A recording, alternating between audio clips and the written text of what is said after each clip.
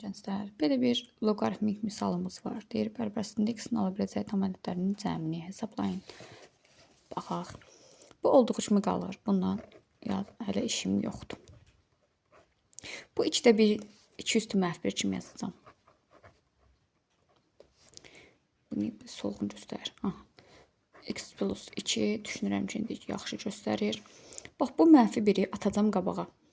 Olacaq bura nə? Müsbət oldu loqaritma 2 əsasdan x minus 2 üstəgələk.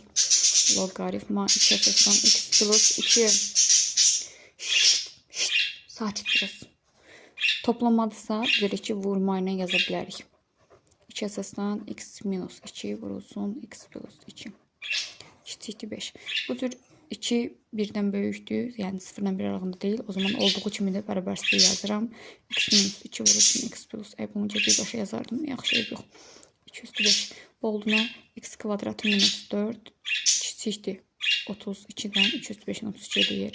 X kvadratı minus 36, 32 neçəsidir bu yana kiçikdir 0-dan.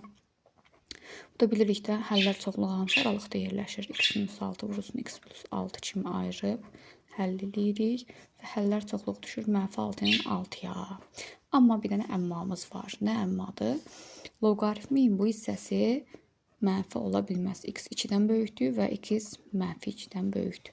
Bu ikisinin kəsişməsində də x 2-dən böyük götürürük. Yəni aralığımız -6-dan yox, 2 6-dan başlayır.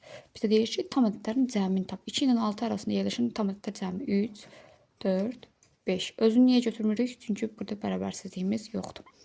7 ilə 5-in də cəmi neçə elədi? 13.